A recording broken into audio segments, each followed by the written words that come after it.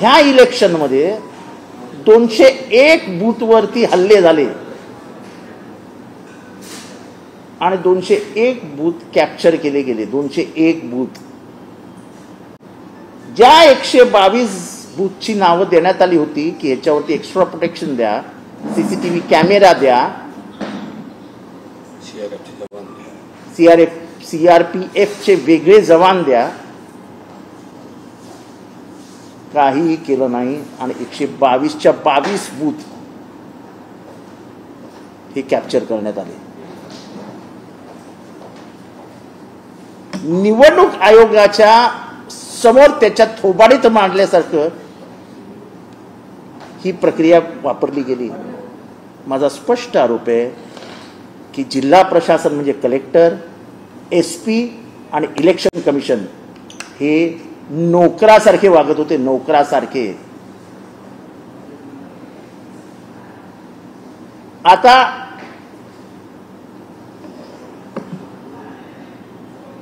ही निवडणूक प्रक्रिया, election booth capture करणं हे कसं करत होते हे स्वतः उमेदवार आपल्याला सांगतात.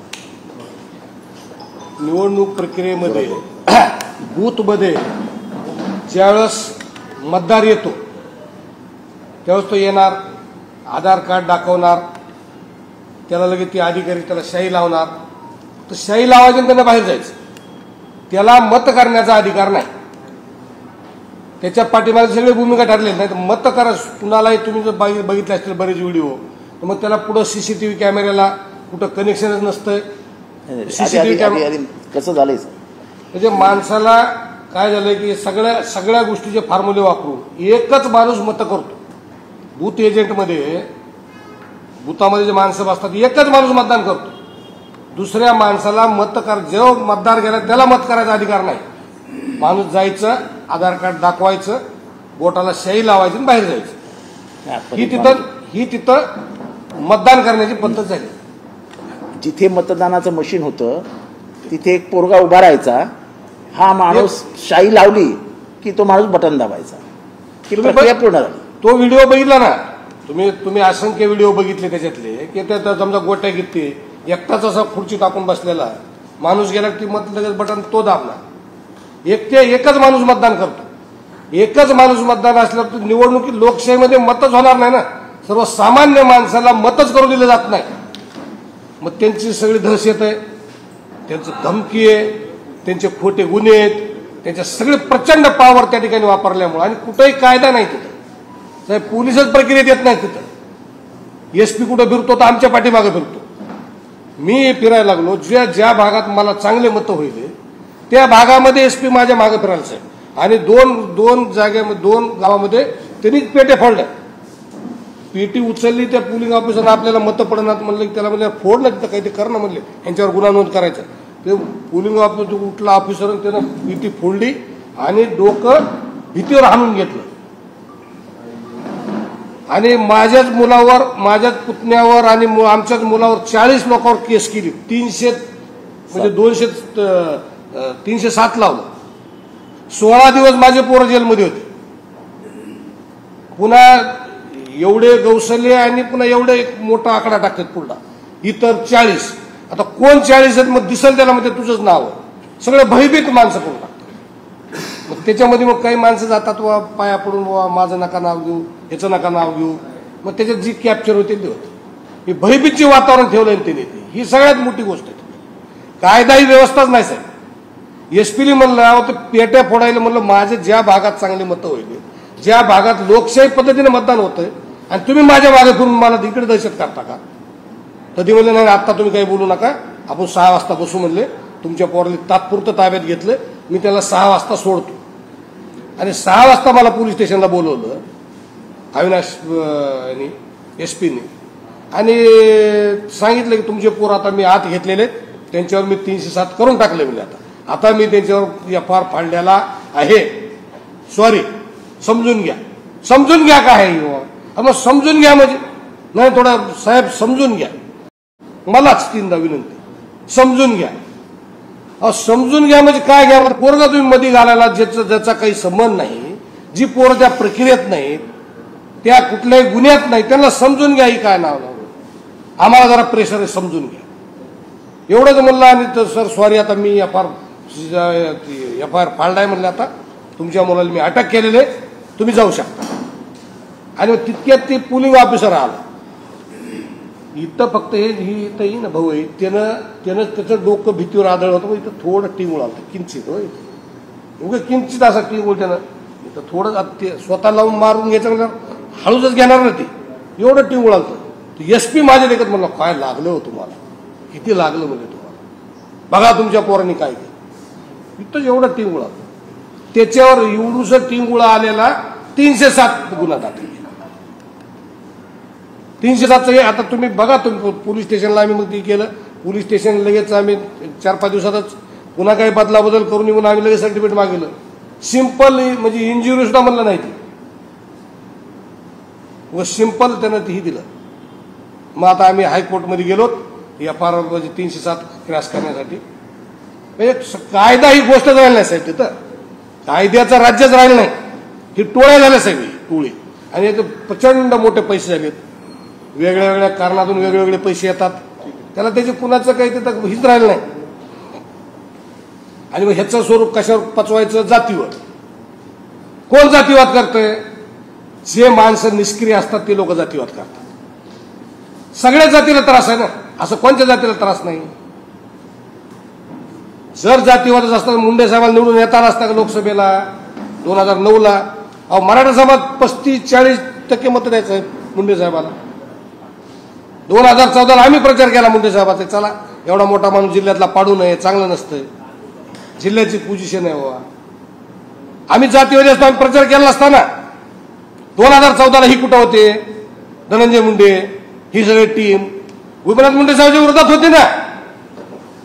कुणी मुंडे साहेबाला उद्ध्वस्त करायचा प्रयत्न केला? 2014च्या निवडणुकीमध्ये मुंडे साहेबांच्या विरोधात कुणी आक्रमक प्रचार केला? धनंजय मुंडेंनीच केला ना. मग तवा जातीवाद कुठे गेला? तवा जातीवाद नव्हता का मग? म्हणजे त्या काळात मराठा समाजाने मतदान दिलं ना. जर जिल्हा जातीवादी असता तर गोपीनाथ मुंडे साहेबांचं नेतृत्व वाढलं असतं का? एवढं मतं दिले असते का लोकांनी त्यांना? त्या काळामध्ये अशी अराजकता नव्हती. अराजकता 2019 पासून ज्या दिवसापासून या जिल्ह्यामध्ये 2020ला शेतकऱ्याला 13,500 रुपये हेक्टर प्रमाणे विमा मंजूर झाला आणि तो विमा वाटपच झाला नाही. त्या दिवसापासून ह्यांना शेकडो कोटी रुपयेची माया त्या ठिकाणी ती जमा झाल्या सगळ्या या प्रक्रियेमध्ये. कोण होतं त्यावेळेस पालकमंत्री? कोण होतं मंत्री? कुणी विमा वाटप केला नाही, याचा कोण जिम्मेदार आहे? बीड जिल्ह्यामध्ये बजाज अलायन्स कंपनी कुणी आणली पहिल्यांदा? कुणी आणली? ही सगळे या ठिकाणी हा गुन्हेगारीचा प्रताप तिथं सुरू आहे. गुन्हेगारी कुठले जातीवाद नाही ना, कुठल्या एका जातीची नाही ना, काही नाही. गुन्हेगाराला जात नसते. आणि मग या ठिकाणी समजा आव्हाड साहेब आहेत, आम्ही किती वर्षाने काम करतो एकत्र. कवा जात लक्ष इथं किती जण बसलो आपण? कवा कुणी जात विचारी का कुणाची? कोण जात विचारतंय? जातीवाद हा गुन्हेगाराला जात नसते, जातीवादाचा प्रकार नाही. हा प्रकार एक वेगळ्या पद्धतीनं कायद्याचं राज्य त्या ठिकाणी प्रस्थापित न होऊ देणं, कायद्याचं राज्य नसल्यामुळं ह्या गोष्टी घडत आहेत. अत्यंत कळकळीने राजाभाऊ देशमुख यांनी परिस्थिती आपल्या नजरेसमोर आणली. आता ह्याच्यातला प्रश्न काय उभा राहतो? कलेक्टर काय करत होता? आमची तक्रार आहे, आता या कलेक्टरची पहिली चौकशी सुरू करा, या SP ची पहिली चौकशी सुरू करा. ज्यांनी या बीडचं वाटोळं केलं त्या सगळ्यांची चौकशी. निवडणुकीमध्ये म्हणजे लोकशाहीत जर्मनीमध्ये EVM म्हणजे ते मशीनवरती ऑब्जेक्शन घेतलं तेव्हा जर्मनीच्या कोर्टाने सांगितलं काय खरं काय खोटं ह्याच्यात न जाता जर सर्वसामान्य माणसाला मतदान प्रक्रियेवरती संशय आला असेल तर ही प्रक्रिया रद्द करा. त्याचं कारण मतदानावर जर लोकांचा विश्वास नाही याचा अर्थ त्याच्यातनं येणाऱ्या निर्णयावरतीही लोकांचा विश्वास राहणार नाही आणि ह्याच्यात लोकशाही पराभूत होते. लोकशाहीमध्ये लोकांचा विश्वास बसला पाहिजे. इथे 100% बूथ लुटले जातात. म्हणजे हे तर बिहारमध्ये पण होत नसेल. आणि हे बरोबर बोलले की 2014च्या आधी इतका माजोरडेपणा बीडमध्ये नव्हता. एका मोठ्या उंचीचा लोकनेता गोपीनाथरावजी मुंडे हे त्या जिल्ह्याचं नेतृत्व करत होते. मला आठवतं 1996-97ला त्यांच्या विरुद्ध आम्ही सगळ्यांनी, हा माझा जुना का म्हणजे आम्ही दोघे एकत्र फील्डमध्ये असलेली माणसं आहोत. हा काय आजचा मग आमचा हे नाही आहे. 1996-97ला गोपीनाथ मुंडेंविरुद्ध बीडमध्ये मोर्चा काढलेली आम्ही सगळे तरुण आहोत. पण गोपीनाथ मुंडेंनी कधी जातीवाद, ते वंजारी मी वंजारी, पण कधी मनामध्ये जितेंद्र माझ्या विरुद्ध मोर्चा काढलास असं कधी नाही. जेव्हा मला मदत लागली, आज मी उभ्या महाराष्ट्राला सांगतो की पहिला माणूस पुढे आला आणि ज्याने मला मदत केली त्याचं नाव गोपीनाथ मुंडे. कसला जातीवाद घेऊन चाललात तुम्ही? कोणाला येडे बनवतात? जे मारले, खून पडले कोण आहेत जातीने तपासा, लाईनीत तपासा. मारणारे कोण आहेत तपासा, लाईनीत तपासा. आणि एवढा तुम्ही बक्कळ पैसा कमवलाय, 2-3 हजार कोटी रुपये, त्याच्यातला 1 रुपया तरी देणारच का वंजाऱ्यांना? ही सगळी वाल्मिक कराडच्या गँगनी, यांनी ज्या गोट्या गीतेचं नाव घेतलं, कोणाचा माणूस आहे? पोलिसांनी सांगावं. कैलाश फड कोणाचं नाव आहे? हे बूथ लुटणारे म्हणजे कोण? तर बाहेर रिव्हॉल्वर लटकवणारे, जे पॅन्टच्या बाहेर रिव्हॉल्वर ठेवणारे आहेत ना, हे सगळे बूथ लुटायला होते. बूथ कॅप्चरला सगळी ही पोरं होती. आता एवढं सगळं उघडपणाने झालेलं असताना आमचा राजीव कुमार इथे येतो आणि ईव्हीएम में कुछ नहीं है. अरे तुला विचारलं कोणी ईव्हीएम में कुछ है की नहीं है? या बूथ कॅप्चरवर आता इलेक्शन कमिशन काय बोलतं त्याचं उत्तर द्यावं. चोखालिंगमने द्यावं. आमचं चोखालिंगमला आव्हान आहे की हे आम्ही व्हिडिओ त्यांच्याकडे पाठवणार आहोत. आता ह्याच्यातली सत्यता पडताळून पाहावी. 122 बूथ जे आहेत, जे हायकोर्टाने सांगितले आहेत की त्याच्यावरती तुम्ही वॉच ठेवा, त्याच्या सीसीटीव्ही कॅमेरा फुटेज आपण आम्हाला देऊ नका, तुम्ही पब्लिकला जाहीर करून टाका. हे 122 बूथ आम्हाला हायकोर्टाने सांगितले होते, आम्ही हे त्याचं जे चित्रीकरण केलंय ते जनतेपुढे ठेवतो आहोत. हिंमत असेल तर करावं इलेक्शन कमिशन. इलेक्शन कमिशन हा बेशरम लोकांचा अड्डा झालाय. डॉक्टर बाबासाहेब आंबेडकरांच्या विचारांचा सर्वात मोठा पराभव कुठे होतोय? तो इलेक्शन कमिशन मध्ये होतोय. त्याचं स्वतंत्र अस्तित्व हे देशासाठी खूप महत्वाचं आहे असं डॉक्टर बाबासाहेब आंबेडकर म्हणाले होते. 3-4 संस्था ज्याचं स्वतंत्र अस्तित्व असलंच पाहिजे आणि त्याच्यात राजकीय हस्तक्षेप होता कामा नाही असं कोण म्हणालं होतं? बाबासाहेब आंबेडकर. त्याच्यातली एक संस्था election commission. Election commission has become a political tool to finish democracy. याद्यांमध्ये घोटाळे, याद्यांमध्ये खोटी नावं कोण करतंय? सगळं सत्ताधारी पक्षाला मदत कोण करतंय? Election commission. मुंबईत येऊन ईव्हीएम मशीन, आज एवढा जाहीर आरोप करतोय आम्ही, देशभरात आरोप जाणार आहे. Election commission should come out and tell the truth what has happened in this. 201 म्हणजे अर्ध्याहून जास्त बूथ तिथे कॅप्चर केले गेले. It is a shame. It puts शेम. इलेक्शन कमिशनला लाज वाटली पाहिजे, लाज. 201 नाही, 1 जरी बूथ लिफ्टला गेला असेल तरी लाज वाटली. 201 चला बाजूला काढ ती पिकर. आमच्याकडे तर 4 बूथ कॅप्चरिंगचे व्हिडिओज आहेत. व्हिडिओज तो मी आता ट्विटरवर टाकलेला गोट्या गीतेचा व्हिडिओ. गोट्या गीतेला घेणारच का ताब्यात? आत्ता बूथ कॅप्चरिंगच्या भिच्याकडे त्याचा बटन दाबतानाचा फोटो दिलेला आहे. सगळं वोटिंग प्रक्रिया जी त्यांनी केली ती त्यांनी कॅप्चर केली ते दिलंय. टिंगळटवाळ येऊ आपल्या इलेक्शनची. आणि म्हणून आम्ही आज मागणी करतो आहोत, इलेक्शन कमिशनने याची गांभीर्याने नोंद घ्यावी.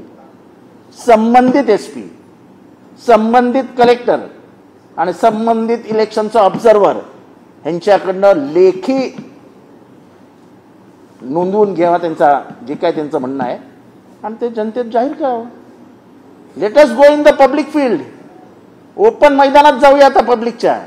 आम्हाला नका सांगू, आम्हाला नाही ऐकायचं, जनतेला सांग. जर लोकशाहीमध्ये जिवंत ठेवण्यासाठी सर्वात मोठी प्रक्रिया मतदान असेल आणि त्या मतदानाचीच तुम्ही हत्या करणार असाल तर ही लोकशाही जिवंत राहू शकत नाही.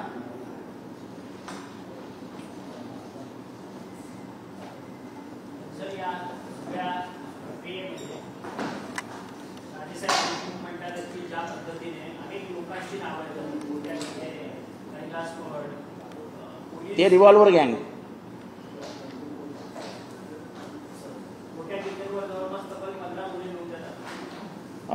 वाल्मिक कराडावर 22 गुन्हे नोंद आहेत. त्याच्यात काय बीडमध्ये तो हे आहे ना 19 असं आहे की बीडचा तुम्ही एकंदर सामाजिक इतिहास बघितला तर बीड हा अतिशय समविचारी आणि पुरोगामी जिल्हा म्हणून ओळखला जायचा. पण 2014 नंतर परिस्थिती बदलत गेली आणि 2019ला तर त्याचं वाटोळ झालं.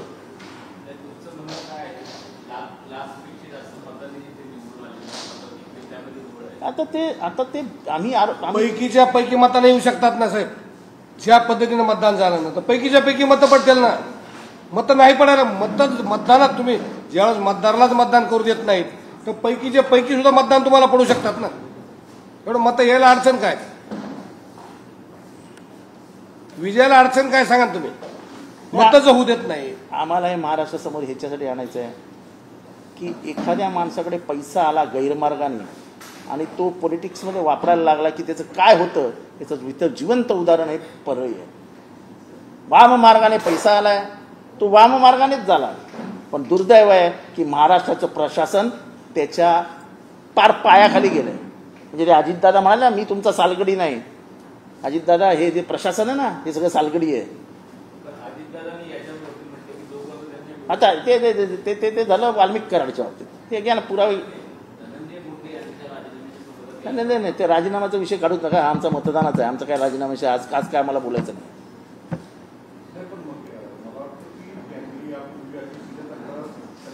सगळीकडे तक्रार घेऊन झालेली आहे. आमचा प्रश्न सरळ साधा आणि सरळ आहे. मेलेल्या माणसाचे 1000 ते 1400 मतं बोगस झाले. आता मी निवडणूक आयोगाला ज्या दिवशी मतदान झालं त्या दिवशी संध्याकाळी एक पांगरीची 64 लोकांची यादी फॅक्स केली. या मयत लोकांचे मतदान झाले आहेत. मग माणसं वरी गेलेले म्हणजे मयत झालं वरी गेलेला माणूस तो खाली यायला आरामात दुपारी मतदान करायला पुन्हा वरी चालला. किती सुंदर प्रक्रिया. मतं पडतील होईल काय ती. वरी गेलेले माणसं ह्याच्या मतासाठी खाली यायले. छानपैकी मतदान टाकून दिलं होतं. धनंजय मुंडे आलेच पाहिजे बटन दाबा आणि पुन्हा वरी चाललेत आरामात. असे 64 लोकांची यादी दिली आम्ही साहेब निवडणूक आयोगाला. त्याच दिवशी फॅक्स केली. रितसर वकील लावून ॲडव्होकेट किर्दंत वकील लावून यादी पाठविली. काही त्याचं उत्तर नाही त्याची नोटीस नाही ना त्याचा काही बारका कागद सुद्धा आला नाही साहेब. काही थोडंफार प्रेमपत्र येईल आम्हाला वाटलं काही भावना कळवितेल आहे.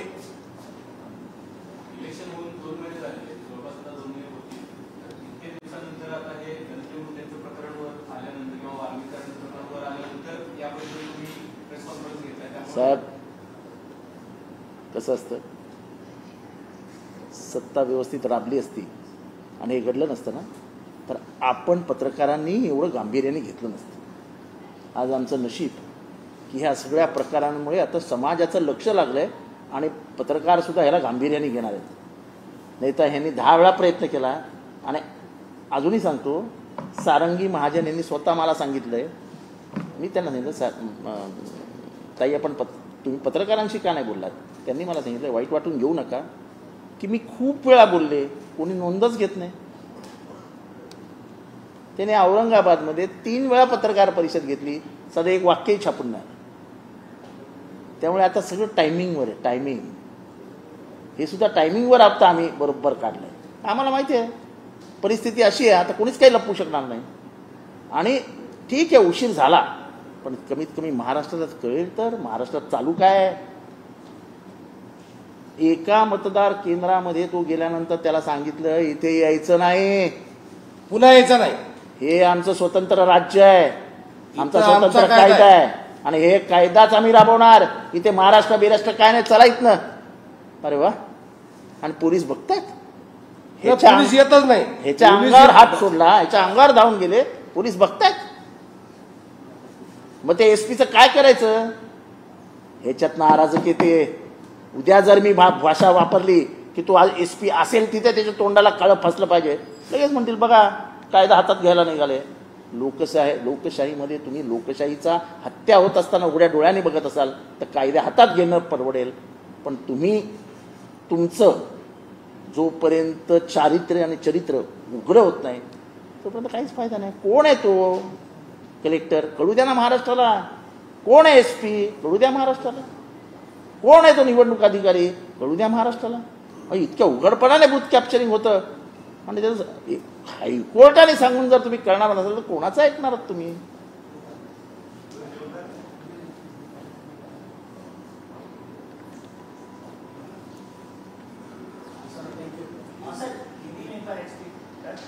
मराठी डन? नाही आज ह्याच्याशिवाय काय नाही. नो, ह्याच्याशिवाय काय कशावर बोलणारच नाही. ह्याच्याशिवाय मला काहीच विचारू नाही. काय काय काय कोर्ट?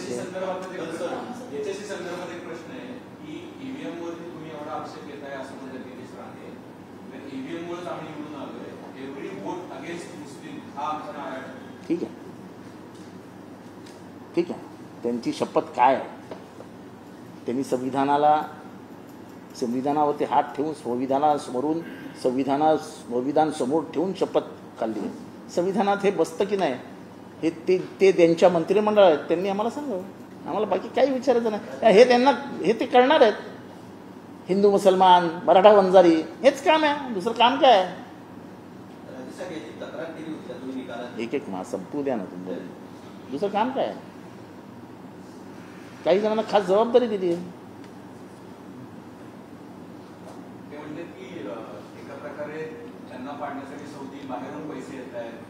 अडवा ना, आम्ही काय म्हणतो अडवा ना. आज ED तुमच्या हातात आहे, रॉ तुमच्या हातात आहे, IB तुमच्या हातात आहे, CBI तुमच्या हातात आहे. कुठनं पैसे आले, कोणाला पैसे आले, किती पैसे आले सगळं तुम्हाला माहिती पडू शकतं. घ्या, उचला, टाका जेलमध्ये. कोण नाही म्हणाले? कुठे अडवलंय तुम्हाला? नाही.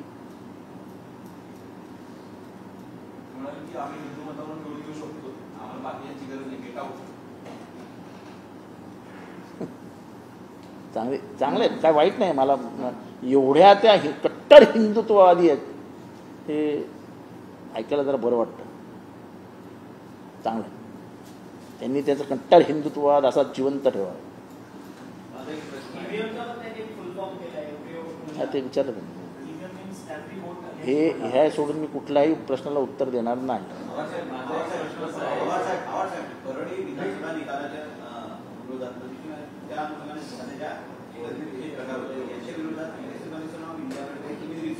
त्याने ऑलरेडी ज्या दिवशी म्हणजे निकाल झाल्यानंतर तिसऱ्या दिवशी जे निवडणूक कमिशन जे मीटिंग घेते त्याच्यामध्ये मी रितसर सांगितलं मला म्हणजे रिवोटिंग पाहिजे, पुन्हा मतदान घ्या. त्या ठिकाणी हे जे बूथ बोगस झालेले आहेत त्याचे आम्ही पुरावे दिले. त्यांना आम्ही ते पेन ड्राईव्हमध्ये सगळे व्हिडिओ दिले आणि त्यांना सांगितलं आम्हाला रिवोटिंग घ्या ह्याच्यावर. ही आम्ही मागणी रितसर तिसऱ्या दिवशी जे पोलिंग ऑफिसर बरोबरच ही मागणी केली आहे. आम्ही रितसर इलेक्शन कमिशनला तक्रार केलेली आहे आणि परत 2 दिवसांमध्ये पूर्ण ड्राफ्ट करून आम्ही इलेक्शन कमिशनला तक्रार करणार आहोत. वेळ आली तर पक्षातर्फे 4 जण दिल्लीला जाऊन राजासाहेब देशमुख यांना घेऊन राजीव जे त्यांचे आत्ताचे अध्यक्ष आहेत इलेक्शन कमिशनचे त्यांना भेटून त्यांना रितसर त्यांच्या हातात तक्रार देणार आहोत आणि त्यांना सांगणार आहोत की देशातली लोकशाही जिवंत ठेवायची असेल ते बंद करा. हे तुमच्या आशीर्वादाने चालू आहे. हे इलेक्शन कमिशनच्या आशीर्वादाशिवाय चालूच शकत. आणि पहिल्यांदा त्या इलेक्शन कमिशनने आज संबंधित कलेक्टर आणि संबंधित SP ची चौकशी सुरू करा आज. कारण का हे सगळं तुम्ही बघता ना, चोखालिंगम बघत असतील.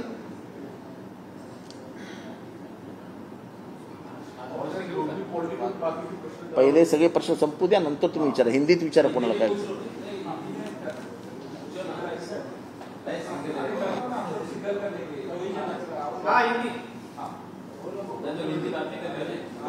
बात नहीं करते क्या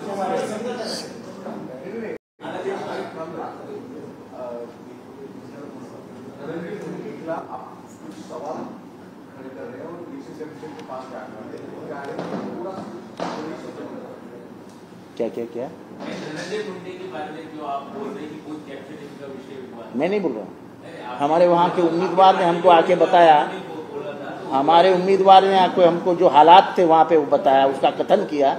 और ये आज नहीं बोला उसने, बहुत दिन पहले बोला था, लेकिन पत्रकार कोई गंभीरता से नहीं ले रहा था। आज हालात कुछ बदले हुए नजर आ रहे हैं, तो हम पत्रकारों के नजर में ला रहे हैं कि यहाँ का गणतंत्र बचाने के लिए जो भूमिका हमें लेनी चाहिए वो हम ले रहे हैं। तो बताइए आप किस तरह से बूथ कैप्चरिंग हुआ था?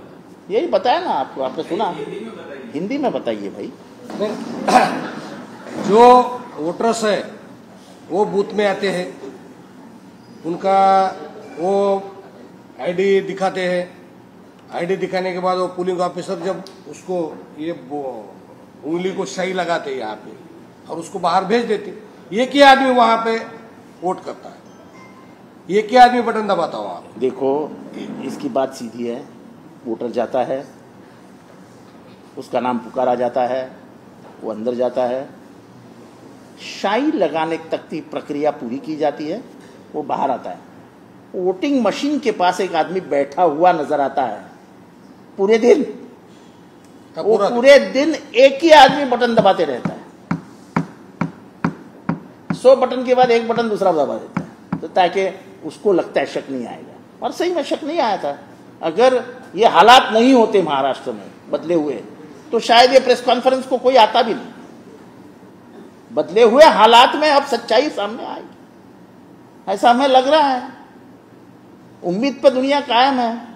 हमारी लड़ाई तो संविधान और इस गणतंत्र को जिंदा रखने के लिए है। अगर ऐसा रहा, ना संविधान बचेगा ना गणतंत्र, क्योंकि मैं चाहूं उसको वोट गिरवा दूंगा। और हमारे आका बैठे हैं, वाल्मीकि कराड़ की गैंग, रिवॉल्वर गैंग, उसको सिर्फ आदेश दिया जाएगा, भाई ये बुट तू, ये बुट तू, ये बुट तू, ये बुट तू। वैसा ही हुआ, वैसा ही हुआ, वैसा ही है। हे महाराष्ट्राच्या दृष्टीने भयानक परिस्थिती आहे। आणि अशी परिस्थिती जर निर्माण होत गेली तर लोकशाहीला काय अर्थ आहे?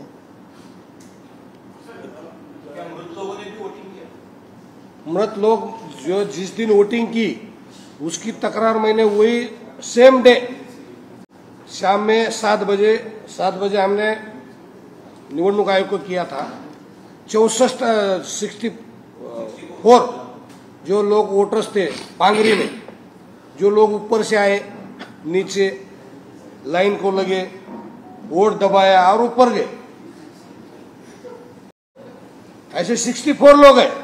उसकी यादी हमने निवडणूक आयोग को दे दिया, लेकिन उसका अभी तक कोई जवाब नहीं आया। अभी तक ऊपर ढूंढने जा रहे हैं इलेक्शन कमीशन के लोग, हो सकता है ढूंढ के वो वापस आ जाएंगे। गए ऊपर ऐसे कम से कम 1300-1400 लोग हैं। ये जो आपका दावा है उसको लेकर के आपके पास क्या? दावा नहीं है, ये प्रूफ है। एक मिनट, दावा नहीं। आप पत्रकार परिषद में देरी से आए हैं, तो जरा जानकारी लीजिए लोगों से। हमारा दावा नहीं है, दावा नहीं, हम प्रूफ के साथ बोल रहे हैं। हाँ, और ये पहले बताया गया है। आप टाइम पे आते तो आपको पता चलता। चलो बाद में अपन बात करेंगे। चलो झालं, संपलंय हे।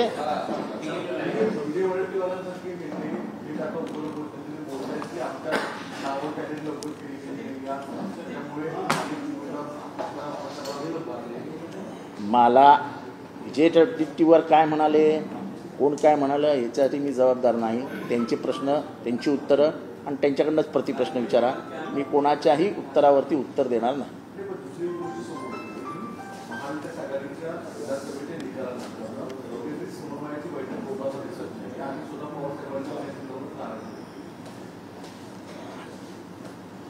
ही गोष्ट खरी आहे की समन्वयाचा अभाव आहे। काही गोष्टी सत्य आहे तर मान्य करायला पाहिजे, पण त्याची जाहीर वाच्यता करण्यापेक्षा आधी जर सिनियर लीडर्स बसले, विजय वडेट्टीवार हे सिनियर लीडर आहेत, माझ्या अंदाने त्यांचा अजूनही बंगला त्यांच्या ताब्यात आहे का?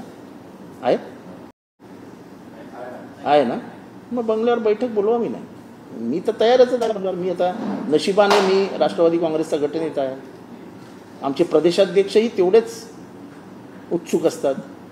त्यांनी बैठक बोलवावी. आम्ही तर, आम्हाला काय घर नाही, त्यामुळे आम्ही इथनं ठाण्याला जाणार, परत येणार.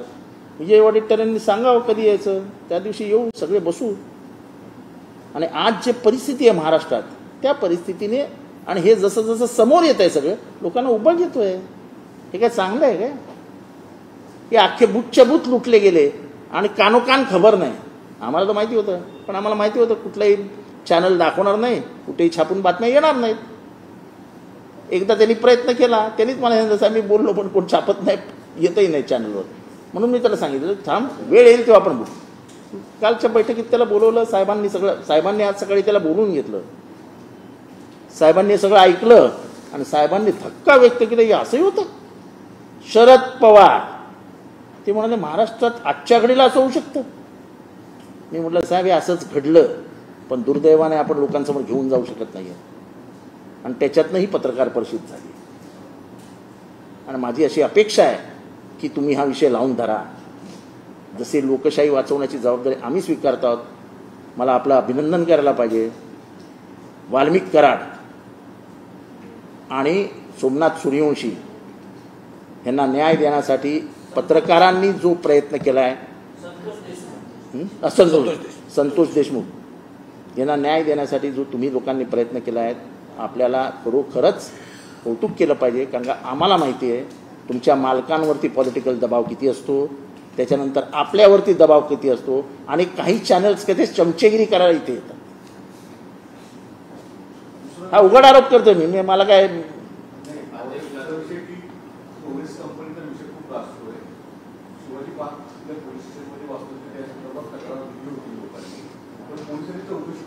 मी तुम्हाला सांगतो साहेब, कायदा आहे रिझर्व्ह बँकचा, ह्याच्यावरती माझे 10 कंप्लेंट झाले. कुठलीही कंपनी, हा कायदा आहे, मी अजिबात इथे तिथे बोलत नाही आहे. कुठलीही कंपनी रिझर्व्ह बँकच्या ठरलेल्या व्याजापेक्षा जास्त व्याज देत असेल तर तो कायद्यानेच गुन्हा आहे. मग पोलीस झोपलेले असतात, ते झोपतात. कारण का ह्या ज्या व्याजाने देणारे असतात ना, त्यांची पहिली सेटिंग पोलीस स्टेशनला असते. मी आत्ता 6 महिन्यापूर्वी मुंब्र्यामध्ये एक केस वगैरे केली. हे टोरेस सारखंच प्रकरण होतं. हे टोरेसवाले सगळे एकत्र येऊन माझ्याकडे झाले होते, पण मी ह्या गोंधळात बिझी झाल्यामुळे मी त्याच्यात गेलो नाही. आणि असं महाराष्ट्रात आत्तापर्यंत 100 जणांनी लुटलंय. कारण का याचं गांभीर्य कधीच पोलिसांना समजलं नाही. कारण का याच्यात मरतो तो सर्वसामान्य माणूस. पैशाच्या नाही, मला 1 लाखावरती 40,000 जातात लोक, आमिषाला बळी पडतात. घरदार लुटलं जातं. त्यांना एजंट बनवलं जातं की तुम्ही पैसे घेऊन या, तुम्हाला एवढे मिळतील, तुम्ही वाटा पुढे. अत्यंत गरीब घरातल्या बायका वणवण फिरून लोकांना पटवून हे करून ते करून पैसे घेऊन येतात. डुबली की लोक त्या गरीब माणसाच्या घरी लाईन लावतात की तुम्ही पैसे द्या आमचे. तो कुठनं पैसे देऊ शकत नाही. त्याच्यातनं किती आत्महत्या झाल्या आहेत याची चौकशी करा. मी हे सगळं उघड्या डोळ्यांनी बघतोय. पोलीस गांभीर्याने घेतच नाही. जर रिझर्व्ह बँकेने हा कायदा केलेला आहे तर हा पोलिसांना माहीत नाही. पोलिसांच्या समोर कंपन्या असतात, पोलिसांची गुप्तचर यंत्रणा असते.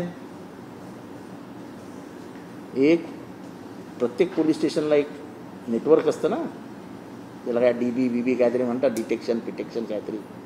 त्यांना सगळ्या खबरी येत असतात ना, इथे हे चालू आहे, तिथे येत नाहीत खबरी. येत नसेल तर पोलिसांचं फेलियर आहे. असेच लुटले जातील लोक.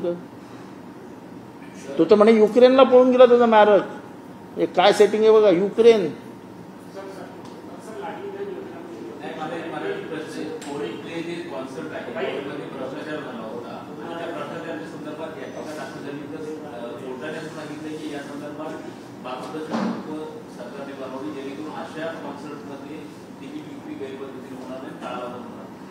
मला आनंद आहे की हे प्रकरण सुद्धा उचलणारा माणूस मी,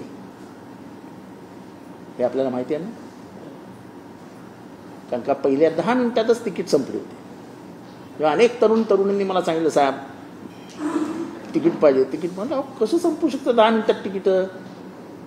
मग जेव्हा शोध घेतला तेव्हा कळलं की भलत्याच कंपनीने तिकीटं घेतलेली असतात, त्याच कंपन्या परत ऑनलाईनवर येतात, त्याच कंपन्या परत एक रुपयाचं तिकीट 100 रुपयाला विकतात आणि चालू असतं. आपलं लक्षात नसतं कशावर. मला आनंद आहे की कमीत कमी आमचं कोणीतरी ऐकतं, हायकोर्टाने तर ऐकलं का. आम्ही काय सांगितलं की टिंगल टवाळीच करण्यात येते त्याची. जितेंद्र आव्हाड बोलले ना ते काही गांभीर्याने घेऊ नका, हे असं गांभीर्याने हायकोर्टाने घेतलं. हे गांभीर्याने घेणार की नाही एवढं आमच्या सरकारने आणि इलेक्शन कमिशनने आम्हाला सांगावं. हे गांभीर्याने घेणार की नाही सरकारने आम्हाला सांगावं. लोकशाही वाचवणार ना सरकार. त्या एसपीला सस्पेंड करा, त्या कलेक्टरला सस्पेंड करा. एवढं गंभीर प्रकरण आणलंय आज आम्ही महाराष्ट्राच्या समोर. सर 2 दिवसीय संपूर्ण पक्षाची आढावा बैठक पार पडली. या आढावा बैठकीमध्ये काही कार्यकर्त्यांचा सूर आहे का संधीसोबत जाण्याच्या त्या संदर्भात काही चर्चा वगैरे काही झाली? माझं भाषण आपण ऐकलं असेल तर प्रवक्ता म्हणून मी आज इथे सांगतो, राष्ट्रवादी काँग्रेस स्वतंत्रपणाने मार्गक्रमण करेल. कुठलाही हेतू नाही, कोणाबरोबरही जाण्याची इच्छा नाही, हेतू नाही, हे स्पष्टपणाने काल सांगण्यात आलेलं आहे. आणि अधिवेशन संपल्यानंतर पक्षाचा राष्ट्रीय सरचिटणीस म्हणून मी इथे स्पष्टपणाने सांगतो, आमची कोणाबरोबरही जाण्याची तयारी नाही, इच्छा नाही आणि मानसिकता नाही.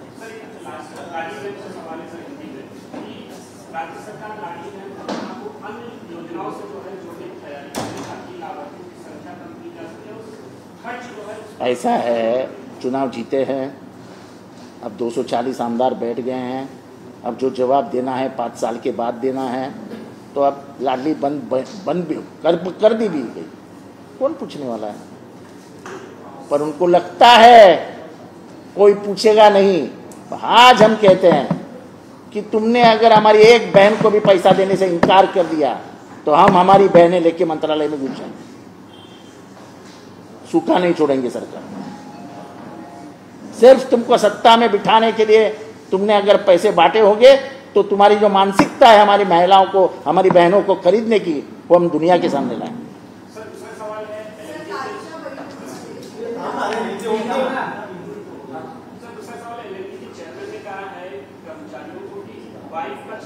देखो ऐसा है, मैं एक गंभीर विषय पे पत्रकार परिषद ले रहा था और ले रहा हूँ. मुझे इन सवालों का जवाब नहीं देना है.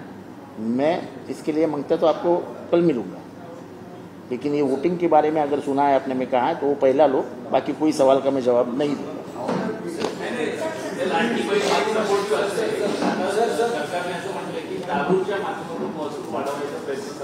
हाँ, आपले अजितदादा आहेत ना एक्साइज मिनिस्टर, त्यांच्याशी चर्चा करून घ्या. एक्साइज मिनिस्टर ते आहेत ना, माझ्याशी चर्चा करण्यापेक्षा त्यांच्याशी करा ना, कारण का तेच अर्थमंत्री आहेत आणि तेच दारूबंदी काय ते जे काय मिनिस्टर आहेत, तर त्याचं लिंक डायरेक्ट त्याच मिनिस्टरशी लागतं ना. मी काय बोलू शकतो त्याच्यावर.